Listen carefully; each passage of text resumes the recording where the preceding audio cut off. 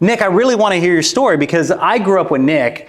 And we grew up, I mean, I'll tell you guys a quick story. So I met Nick, I was in 7th grade, and somehow my parents let me go to a pool hall like every Friday. And this pool hall was bad news. I mean, I think the reason it closed down is because somebody got shot there on a Friday night.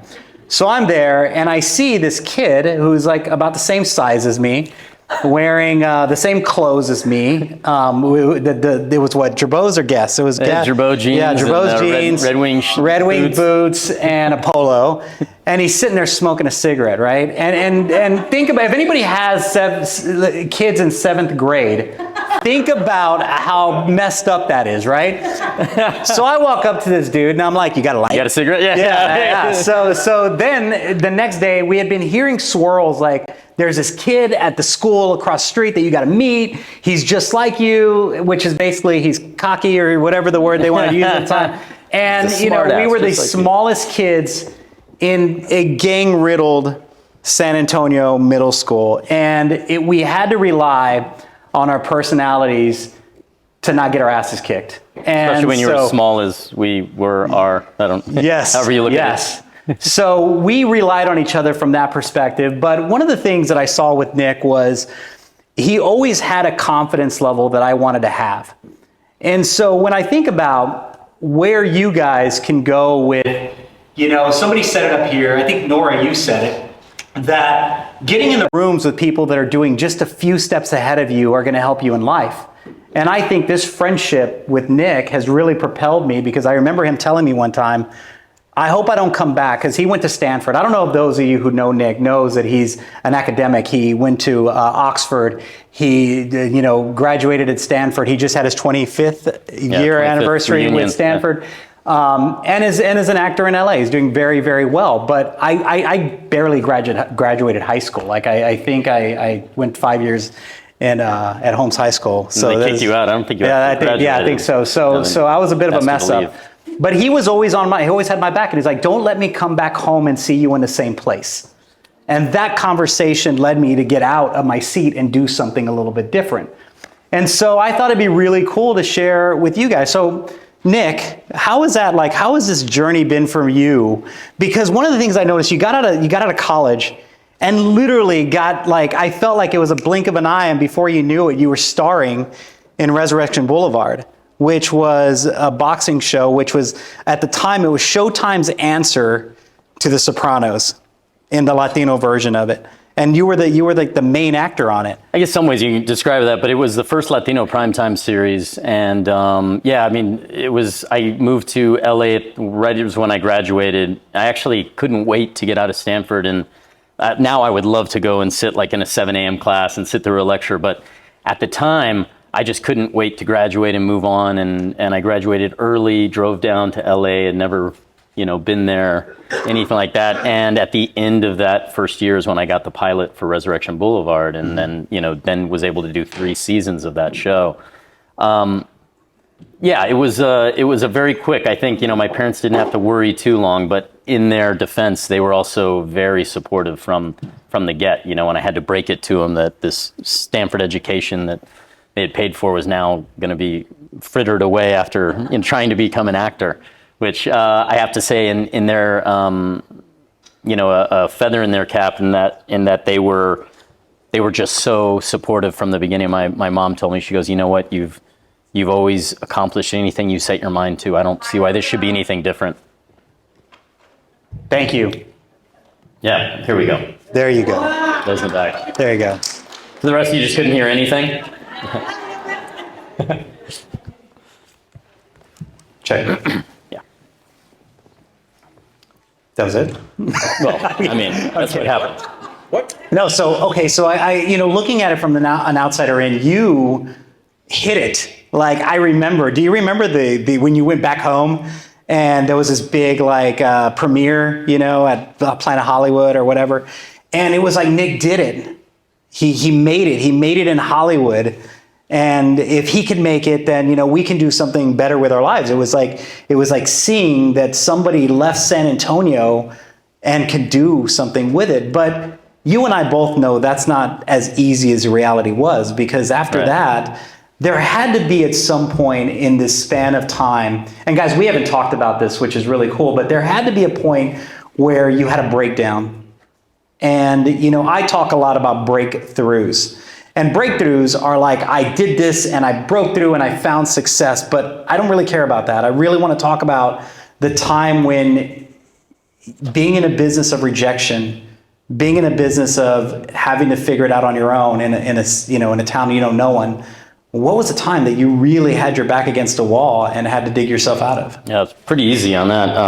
Well, just first to lay it out is when I found myself whenever I would come home to San Antonio. I mean, I remember the first thing I ever did was an episode of Dharma and Greg, which really dates back, because if you guys saw it, Dharma and Greg, that was quite a while ago. It was 1998.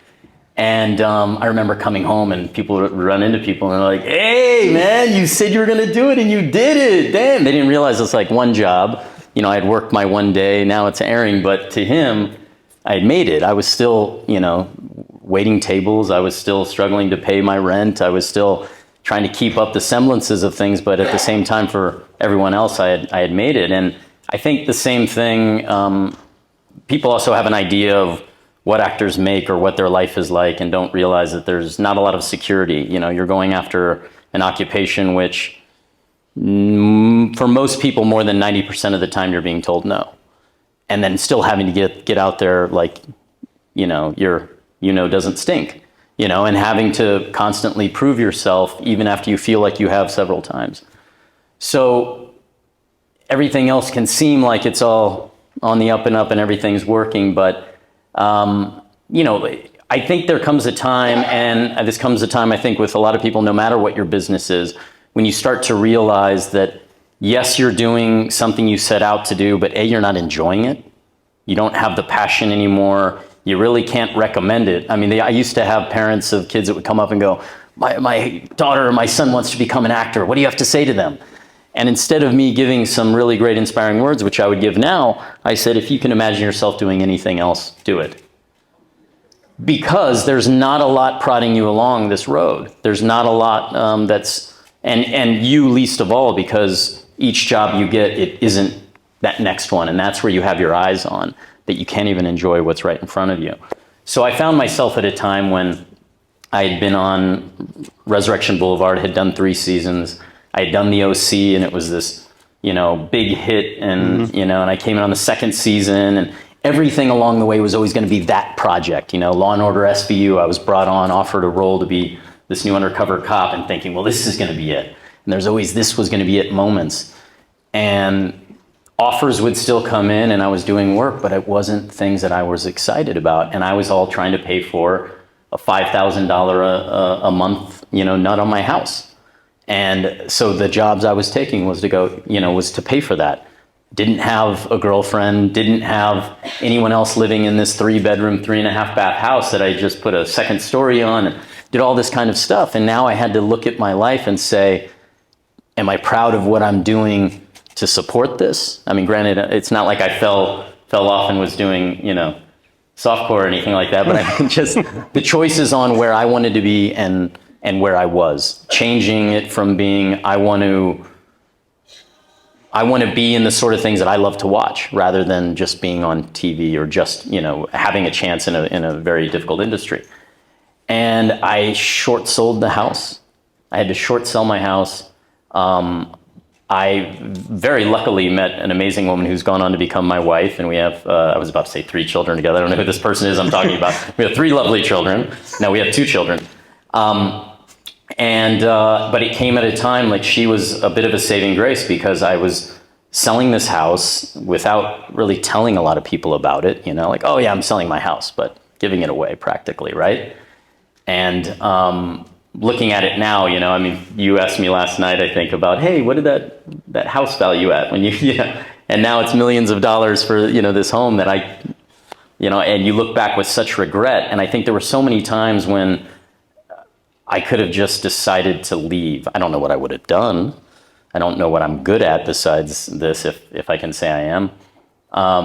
But there came a time when I just had to restructure everything. And my wife was a big part of that. And I moved into her, we were living together in a 1-bedroom small apartment, and we just kind of looked at each other, and we had so much belief that we were going to build our lives together, and she was building a staffing agency that went from Los Angeles to 14 cities across the United States. This was later, but this was all, us coming up with our plan together.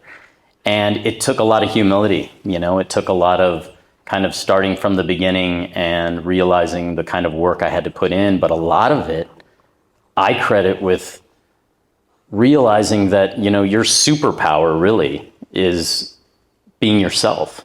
And that's the one thing we try to hide the most. I want to come off with this veneer. I want you to think I'm slick, I'm this, or so, as you say, confident. But we're hiding that thing that's our best commodity, because we're trying to have this polish, but not realizing that we all want to connect with what makes you human, what makes you you, what makes you drive. And that includes your vulnerabilities, that includes the downfalls, and realizing then that what I have to share is me, not me trying to be all these other people. We're not all Daniel Day-Lewis, right? We're not all disappearing into our characters, but we are responsible for going up and showing life and showing a human experience that hopefully moves you, hopefully makes you go, I identify with that, or that maybe repairs a part of me that feels broken because we watch someone go through that process and triumph. So those stories are very important to me, and I had to tell them and not do the schlock I felt like I was doing at the time. So that really necessitated a reevaluation of everything and really putting myself out there in a way I never had been prepared to before. In that moment where, being Latino, there's a lot of pride that comes in our blood. And we don't want anybody to know the stuff that's behind the curtain. And I say Latino, but I think it could apply to anybody with a sense of pride in who they are and being secretive to all these things. You and I have been friends for 33 years. I didn't know that you short sold that house. Like I literally didn't know. Oh, I didn't tell you. So thanks for that. I guess we're not as close. But really, that moment that you had to come to terms with that, you, who I know, who's always been confident, how did you get yourself to the point to say, all right, F it. It's got to go. I'm going to move on. We're going to do this with Kelsey, your now wife, to live in a one-bedroom apartment, to go through that. That's a humbling experience for whoever you are. And by the way, the reason I asked Nick this question is because I think that everyone at some point in their life is dealing with that shame of that crossroad of where do they go next? And what are people going to think if I make this decision? And then you come to think about it 10 years later, or however long it was, you're like, it wasn't that bad. It was probably the best decision I made. Also, nobody was really thinking about you. They're all too worried about themselves and what you were thinking about them. To be honest, and that's like we spend so much time trying to satisfy other people. And it really came down to finally, look, teachers will show themselves. Opportunities will show themselves. It's just a matter of if you're willing to take that jump. I mean, how many of us have been in a situation where you unequivocally go like, oh, yeah, no, that's not me. Thank you, but no, I don't do that. And it's making that other choice, and realizing that you're capable of something that totally changes everything. But for me, people showed themselves. Opportunities presented themselves. And I also had a partner who was pushing me along, and the times when I wasn't seeing him because I still had my eyes set on somewhere else and didn't see the stepping stones right in front of me because they didn't feel as big as the things I had prior. I couldn't recognize that these were things saving me along the way. And I have to wonder how many times I kept falling lower before I finally grabbed on. And some of them were people, and a mentor in my life was a woman who also married my wife and I, Lee Kilton Smith, who's a famous acting teacher who coaches the kind of people that you wouldn't even think have an acting coach. But one of her big things that I think is really important is she says, I am just beginning.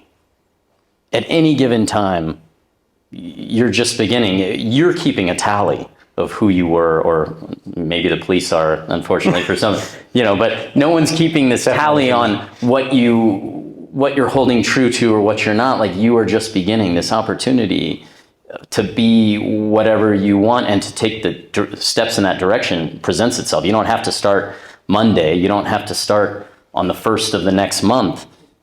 You just start, you know, and that became a big part. I started walking into rooms being curious about what was going to happen instead of going in with a plan and then I'm going to dump all the work. Like we all prep, you know, you're doing your research, but your clients, right, I would imagine don't want to see the work sometimes put through. They want it to feel a little more effortless or put in terms they can all understand. But when you just throw it all out there, it's sometimes a little too much for people to take. And so it became more about going in a room and being excited about what was going to happen. And people would be like, all right, do you have any questions? You want to get ready? And I'd be like, you know what? I'm just going to, let me show you what I prepared. I'm completely malleable after that. But I'm excited to see what's going to happen. And they're kind of like, oh, okay. Well, he's not even prepared. Like you're prepared, but you don't go in with an idea because I'm depending on the person opposite me. I'm depending on my reader. What color is the person's eyes opposite you? Have you ever felt so much like when you're on a business deal, you're doing things you don't even regarding the person in front of you because they fit a particular thing that you already know how to solve that. So you're moving on and not realizing along the way there's a human being opposite you. And it's the same with me. I have to connect with someone and play tennis. I can't just I'm not playing wall ball by myself. And being open to that and being okay with they might take it some other place I didn't want to go with this scene or you know, with our presentation. So I have to be ready to, you know, see what's going to happen, not be so rigid, I guess. No, it's so amazing how that thought process happens to everybody sitting in this room. Everybody sitting in this room has to walk into a room and present, whether it's to you know, who you're trying to get business with or whatever. And a lot of people I work with loan officers, and loan officers will ask me, you know, what's my silver bullet? What's the one thing that I can go to realtors and say, use me because I'm at, you know, whatever company, right? I'm not supposed to say the company, but you know, I work this company. And I always say it doesn't matter what that silver bullet is, because what matters is how can I help you? What are your problems? And so you're walking into the room with a sense of curiosity instead of just going in there and saying, I'm going to play wall ball with my life. I would imagine much in the same in your industry is people want you to be the solution. That's it. They're not, yeah. They don't want you to walk in and be a waste of time for them or be another thing of being like, see, that's why I told you this person wouldn't work for me. They want you to walk in and be the answer. But for some reason we're going in going, oh God, they're not going to want this. I don't know. That's it. And it's this disbelief in yourself of, you know, when they want you to be the answer. So when you go into audition, they don't want you, it's uncomfortable. Auditioning isn't what I do for a living. I'm an actor. So what happens in that room is a different thing. It's some bastardized version of theater meets some weird, you know, singing for your supper in front of people. It's uncomfortable. And that's for everybody involved, even the director and the people on the other side of the camera. So realizing that you're a possibility, you're a choice, but then they want to see an artist. They don't want to see someone that just walks in and goes, well, I'm completely directable. You just tell me what to do and I'll be there. You know, people a lot of times don't have as much of an idea of what they want than you do, or what you want. What's going to be fun for you to be a part of this project? What's going to be fun for me? And I'll show you, this was my idea. I'll take direction, but I have an idea. I'm someone coming up with I have a passion and understanding of the text and a way that I can offer to be a part of this team, as opposed to just someone who's fulfilling a job opening and yet, you know, not a part of the leadership. You know, why wouldn't you be? Awesome. So I'm gonna change gears on you for a second, because I think you built a strategy on something that I don't even think you know you built. Probably good. And I watch this because I study successful people, and I always try to emulate some of those traits. And you, my friend, have been the king of putting me through our lives in awkward situations, the king of awkward situations. And one of those situations was, I was about 22, I think. I flew out to LA to hang out with you. And I wanted to just go have a beer at a bar with you. And you kept taking me to these clubs, and I hated clubs. And you were like, we're gonna go. And I like social anxiety, just hate all of it. So we would go, we wait in line, you walk up to the front, you're like, I'm VIP. And they're like, that's the VIP line. It's like way over there. Like, So we go wait in line. I hate waiting in lines. And then, but it was work for you because you're like, no, we have to be here because so-and-so is going to be here, or they invited us and we can't not show up. But it was a networking opportunity for you. Like, this is work. You were trying to explain to me that we had to be there because it's work. And in a lot of ways, I felt like I was like the wet blanket little brother you were carrying around, like, even though I'm a little bit older than you, because I didn't want to be there. And then on my 30th birthday, I happened to be in LA with some friends, and you're like, I'm going to take you out, like, just you and I, let's go. And we walked right up to the club. They didn't even say a word to you. You just walked in. We walked up, sat with Leonardo DiCaprio, Kirsten Dunst. I'm flexing, but it did happen. And then who else was there? Emil Hayes, who else? Hirsch, yeah. Yeah, Hirsch. And then, and Tobey Maguire, I think, too. And it was like a big deal. And I'm like sitting there, and you're like, hey, guys, it's his birthday. And I'm like, just please, don't nobody look at me. I'm awful looking. I did just, like, leave me alone. I'm just sitting there smoking cigarettes because I have nothing better to do. But I remember realizing at that moment, like, this guy, from the first time I got here 9 years later, knows everybody. And if you think about you guys who all got up today, like, there are probably 50% of this room almost didn't come. Like, you were telling yourself, there's a reason I don't have to come, but you showed up. And because you showed up, you might have connected with somebody that you didn't know yesterday. And that's networking. You, my friend, made a business out of it. And how has that impacted you and your career in the industry you're in? Well, I mean, at first, it's very uncomfortable for me. I'm not a born networker. It's not something I enjoy. And I don't know if I said I have to be here. That doesn't sound I don't quite like me. But because I didn't like waiting either, so I would usually just not go. I don't know, for me, I was also in an industry that I knew nothing about. I had never been to LA, I didn't know. So for me, it was very important from the beginning to get out of the house, at least. It wasn't a matter of who I was with, it was just a matter of meeting people, meeting other people. It wasn't a matter of, well, who, they know someone. It honestly wasn't. I was very fortunate that so many people know other people that were just impressed as we got to know each other. Like, hey, you got to meet this kid I just met. Or, oh, I heard you were looking for a young Latino actor. I know this guy. That was then, not young Latino actor now. But that was the way things worked for me. And it was a thing, like, I too have social anxiety. I wonder if, does everybody? Because I feel like everyone talks about it and no one wants to talk about it, but yet we get up and we open up. I know, Ms. Smalls, you talked about that a bit too. And it's like, yeah, same. I mean, this is what I do for a living. I get in front of a camera, but I don't have to say my own words. I can blame someone else for what comes out of my mouth. I can blame someone else for the lighting. I can blame someone else for the sound. There's a lot of, so it's tough to then be flying out on your own without the support network that I usually travel with. Not me, but meaning the accoutrement of my industry. So I wonder if we're all just feeling this way and no one wants to talk about it. But yeah, I have a real issue with that. But I think there's something about being genuine that really grabbed people. I didn't always, maybe, I was never a sycophant. I don't do well being a part of an entourage. And whether I had the juice on my own, it didn't matter. It's just what I wanted. And I think people gravitated in some ways toward it, or they respected that I wasn't, trying to, looking after who I could meet and just kind of being very real.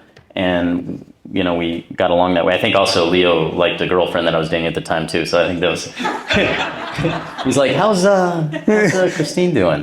She got those green eyes? Like, yeah. She must have been really young. Yeah. Meaning, because Leonardo, there's nothing to do with me. I think you're the same age. We were all like 25 around that time, yeah. So you and I were talking just before this about, and I don't think you love this conversation, but I do think your take on the conversation is needed because I do think it could be overlooked and maybe we need to change our perception of it. But the Latino thing? Yeah, I was like, tell me how it's so hard for you to be a Latino in Hollywood. And mainly the reason that it resonates with me is because I do think that there's subtle decisions that are made in our industry without even the person who's making those decisions know that they're making decisions when it comes to people of color. And so I do feel like, I heard John Leguizamo talk about it.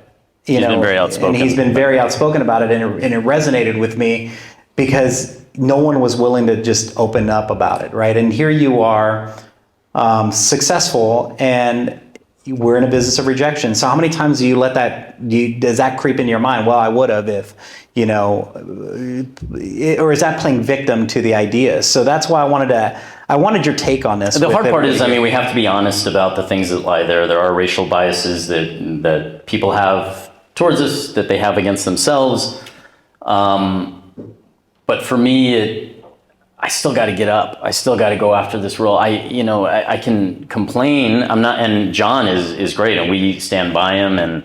And I do a lot of panel. I'm very open about the way it is too. I'm tired of being asked the question of, so tell us the state of Latinos in entertainment today, because I'm answering the same questions that I've been answering from the beginning of my career, and not much has changed. There is a bit more visibility, but there's a lot more channels now. There's 500 some odd channels. There's all these TV shows. Some of you haven't seen anything I've done because there is literally that many shows now. We're not just watching 3 networks and Fox that came along one day, which a lot of you probably don't even remember that. But there only used to be 3 networks, and if a president was talking, then that was all you watched that day. So I still got to get to work. If you're gonna, and if there's something that, if you're having a breakdown, or we say, or if I have to fall down, I have to fail, and there's been several big ones in my life, very recent ones too, where I can let it completely demolish me and come up with all the reasons why I don't belong anymore, or why I'm not relevant anymore, or every time you're always wondering, will I get hired again after each job ends? And if I allow it to take me down all the way, I know I'm not going to give up, so then it's only that much further I have to come back up. So I don't try to dwell in that. But have I been told several times, change your name? Yes. Have I been told, well, you can't play that part because that's the lead, and they're not going to have a Latino guy as the lead. Gonzalez isn't going to be up on the marquee. It's not going to be on the poster. And those are very real. And there's so many times where they're the character that I identify with, the way I sound, or something that I want, that I don't even get the chance at, and then I got to fight with everyone else over the cartel roles that are left over, or, gangbangers, which I never, delved into too much because I was pretty adamant about what I was willing to do. I'm still sitting here wondering whether or not I'm going to do an audition that I have, even though the strike's not over, they're still they're thinking we're going to end soon, where it's for crazy, unpredictable cartel guy, Like you've watched Isai Morales on Ozark just recently, right? Did an amazing job. Great actor, great. He's still out there doing things. But the bummer is, we're still telling some of these same stories. But there's stories that need to be told. There are stories, and some of them are involving the border. Some of them do involve teenage pregnancy. Some of them do involve drugs and all. There are stories, but we're also telling a lot of their stories, or how they see us. And I just, honestly, I think I speak for not only me, but several other people around my generation that I've sat down with, other Latino actors, where we're just tired of doing, sometimes you just want to do something good. Not everything has to be that next Latino project. This is going to be the one that puts us on the map. This is the one that's going to show that we have $1 billion to spend on entertainment, so they very well better start catering towards us. No project can carry all that weight. So every movie that comes along is going to be that thing. And for some of us, it's right there in the forefront of us, and other times we don't even notice. Was Blue Beetle a big thing, as it should have been for everyone in this room, as having our first Latino superhero, Marvel, superhero? Maybe not as it should have been, right? Do these things matter to us the same way? Is it just a bunch of actors arguing about stuff? But, we have to admit, COVID hit, and what were we all doing? We're watching TV, right? So we do want to be entertained. We do want to feel like we're a part of something bigger. We do feel like a part of a community when we share this art. So I just want to start making it better. I don't want to make it dependent on being Latino. What I am and my culture and the people around me that I work with that share that culture, because we're not, and that's the other thing, we're not a monolith, you know. It's hard, it's great that we have this partnership that comes from, you know, I'm Mexican and might meet someone from Puerto Rico. I met another young lady here who's Salvadorian, like, but we're different. I didn't have that same experience. And they try to lump us all together and say, well, you're Latino, you should, right? Huh? Pupusas, right? Huh? Tamales, no? And, you know, people like, and you go to a Colombian, huh? Hot sauce. You guys like hot sauce, right? I was like, they don't even like spice, you know? Like, we're all different so much. I thank God that we have this connection that brings us together for us to willing to suspend and go, okay, we have an allegiance here. We can start from that, even though these stories are very disparate. That's why we don't all cling to a Flaming Hot movie when it comes out, or maybe that we know exactly that story and that's my aunt, that's my uncle. But for others, we're like, well, it's not my experience. And so I think it's more important now to just, if the young people see someone like me as a doctor, you know, they see me as a celebrated surgeon, and it's not about that I like to sauce on the weekends. And I'm not saying it's a bad thing, but the thing is, it doesn't have to revolve around that. It's me as a person, me being Latino, for one thing, for many people, it might be the first thing when they see me, or the first thing they think when they see me. But, you know, for me, it's who I am. So sometimes it's the fifth thing, not as far as a priority, but just, I don't have to put it up there because that's me. You see what I'm saying? So now I'm just concentrating on trying to put out work that I feel represents us universally. You know, you see a story that you can't, we're not, I mean, name a famous story that like brought people together that you may not have any experience with that part of life, you know? But yet we all feel it and identify because there's something else that represents that we've struggled for and have been denied, or that we ultimately got. And so we can take part in this, stop drawing these lines of who's going to enjoy this, or, oh, this is a Hispanic movie, this is a Latino movie. You know, it's just a damn good movie, you know, with a good story. Yeah. What up? So I think also the work has to be better. You know, just blindly supporting for the sake of supporting isn't the same thing as, like, we just have to demand a better quality. And, you know, it takes a lot. Like, to become a professional, you got to throw up a lot of schlock first. You know, there's a lot of stuff that just goes up on the wall until we start figuring it out. But, you know, it's time to do good work. I love it. Thank you. Yeah. And, you know, Nick, I really appreciate the fact that you took time to come out. And for those of you that are like, have been sitting through this, are like, what is this guy on? You could IMDb him, but he is on The Good Doctor. He was on Narcos. He's, you know, been on SVU a ton of times. Popular show on right now is La Brea. But one of the things about this individual is he's born and raised San Antonio, Texas. That's where I'm born and raised. He went to Central Catholic, then went to Stanford, spent some time in Oxford, and has just done an amazing job in his career, and, you know, was really cool enough to come out and do this for us. So I just want to thank you. And by the way, like, I don't think my success would have been what it is without my buddy. Thank you.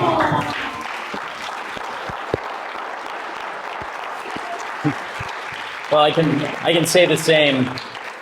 I can say the same because, you know, for me, one of my biggest things when I was really going after it was I knew I had a whole city, eventually a whole state, Yeah. a whole culture, you know, maybe not everybody in this room, I don't mean to say it, I have everybody behind me, but I genuinely felt like I had people that were really looking out for me.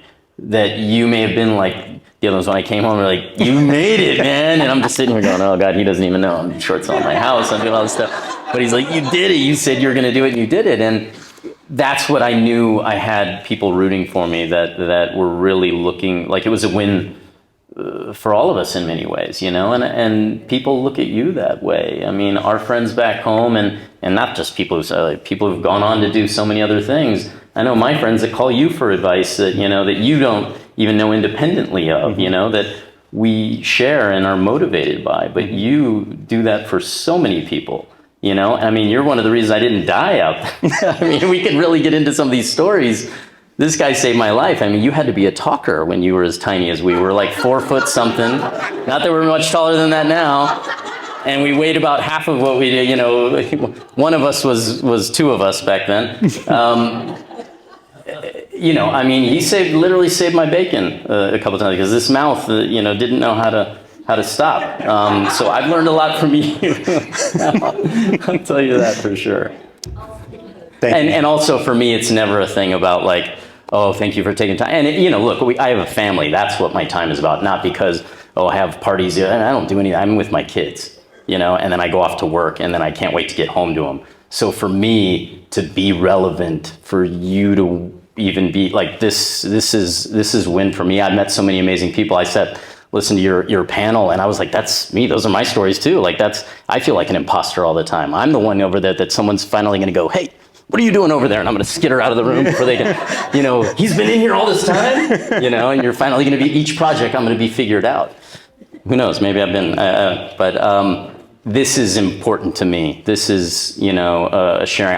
I'm here to learn. I'm here to listen the same way. I would hope that some of the stuff we've shared has resonated, but know that I get just so much back from even the modicum of support I've even seen today. So thank you all for having me. Thank you, guys. Thank you. And Nick, thank you, man.